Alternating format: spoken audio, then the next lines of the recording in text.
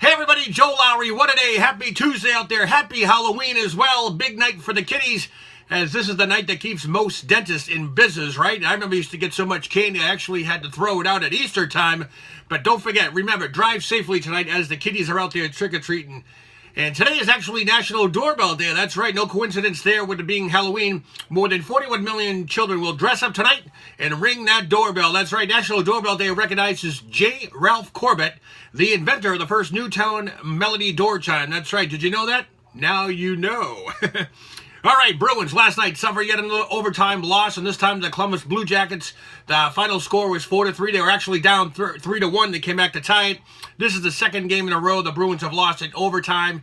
I am a little concerned about this. The inconsistency of the Bruins right now has got me a little bit worried. Meanwhile, over on the other side of town, the Boston Garden, the Celtics defeated the San Antonio Spurs for the first time since 2011 by the score of 108-94. Kyrie Irving led all scorers with 24 points. Al Horford had 14 rebounds. Sacramento Kings are in town tomorrow night, game time at 7 o'clock. In the World Series tonight, Game 6, Houston Astros taking the Los Angeles Dodgers. The Dodgers need to win this one to force a Game 7. No doubt coming off a wild Game 5. The Astros obviously want to wrap up the series, but the Dodgers are perfect at home. Okay, the bombshell that took the NFL and the rest of the Patriot Nation by surprise last night as the New England Patriots traded quarterback Jimmy Garoppolo to the San Francisco 49ers for a first-round draft pick in next year's draft. Now, some pundits are scratching their heads to say if it's a good deal or not. Social media reacted in a plethora of ways. Some actually went to say Coach Bill Belichick has lost his mind. Others are saying that Tom Brady felt he might be traded by the next year, and this is a way that the Patriots had to reassure him.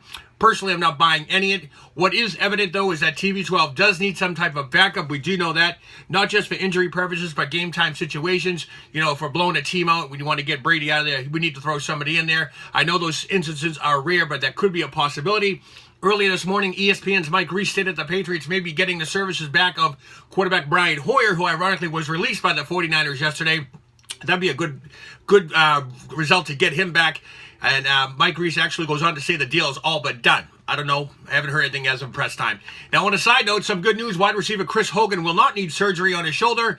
The prescription for him is rest and rehab. The next plan up will be for him to be out at least 2 to 3 games. The Patriots do have a bye week, so that does help him out. So keep an eye on that. Well, the other bombshell yesterday were the indictments, of course, handed down by special counsel Robert Mueller. Trump campaign advisors both Robert Manafort and Rick Gates both pled not guilty late yesterday afternoon in a Washington, D.C. federal courthouse. Then there was the other dinger that Trump volunteer George Papadopoulos pled guilty to a variety of charges stemming from the Russian investigation. Now, with these stories unfolded, the White House is calling this simply a distraction, and the focus should be on the real people such as Hillary Clinton.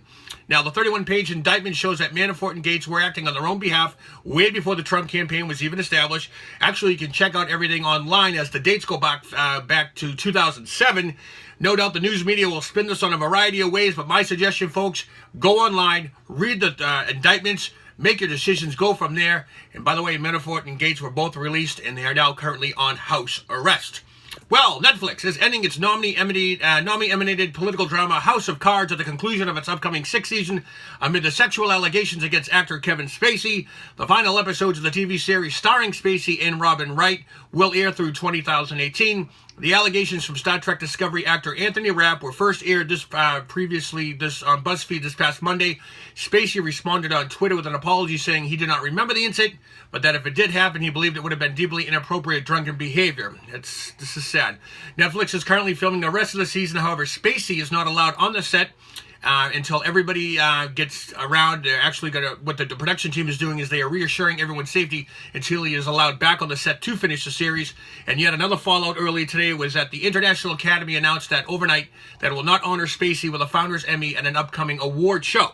As for any legal ramifications, whether criminal or civil, you have yet to be determined. This is just bad news more coming out of Hollywood. So sad up there. Is this the start of cleaning house or what? WWE reported over the weekend that it parted ways with women's superstars Emma and Summer Rae. They also announced the release of superstar Darren Young. Now, these releases are on the heels of another superstar looking to get out, and that is Neville. And the man that gravity forgot has been off WWE TV due to his unhappiness with the direction of his character. Something tells me there'll be more releases upcoming, so do stay tuned. All right, folks, I just read this today. Breaking news out of North Korea. A nuclear base has collapsed, killing at least 200 people. Reports are stating that the underground tunnel at the nuclear site has collapsed, and there is growing fear that there is a massive radio leak. I'm not making this up, folks. And to top it all off, this supposedly happened back on October 10th. That's right. Some 100 people died that were trapped underneath, and another 100 died during a second collapse. A North Korean spokesperson says they are aware of the collapse but do not have any other further information. I find that hard to believe. Experts believe this could be a Chernobyl-like disaster with the radioactive leak to believe have taken place. The accident presumably was caused by Kim Jong-un's sixth nuclear test back on March 3rd. The news of the tunnel collapse comes after it was emerged that Russia and the U.S. have both flown nuclear bombers near the country. Again, this all stems from North Korea testing of a hydrogen nuclear bomb back in October. Over 200 people believed to have been killed. This guy is reckless. He's now killing his own people. This is a form of genocide. He is killing people without provocation, folks. This needs to be addressed. It needs to be addressed now. And former Notre Dame college standout and pro football player defensive Daniel Teo, who played for the New Orleans Saints, has passed away at the age of 30. Details about his death have not surfaced as of today, but you may remember Teo as the person who had the catfish-type girlfriend. Remember that? Back in 2013, the media outlet Deadspin revealed that his supposed girlfriend, Lene Kakua, was actually that of a man by the name of Ronaya Tusupo. Sorry if I'm butchering these names, but anyways, the online relationship proved to be a hoax when the news surfaced that his supposed girlfriend died in a car accident. Of course, this led to an outpouring of criticism of whether or not Teo knew of the hoax. Teo was coaching a high school football team at the time of his death. Again, former defensive end for the New Orleans Saints, Daniel Teo, dead at the age of 30. And don't forget again, folks, tonight it is Halloween. Be extra careful driving out there. It's dark. Some kids like to jet out in front of the street. We don't want no catastrophes. We want nothing but good news for this. And finally, go to my YouTube page, www.youtube.com/Joe Lowry with a day. I need subscribers, folks. All you got to do is hit subscribe. If you're already subscribed, thank you. But what you can do is share it, pass along, family, friends, neighbors, you name it. I'm trying to get my numbers up here, folks, and I need your help. Trust me, we can do this. And as I mentioned before, if I get to 1,000 subscribers, I will dedicate one show of announcing every single subscriber to YouTube to my channel. Okay, folks? Anyways, enjoy your Halloween night. Happy Tuesday. What a day.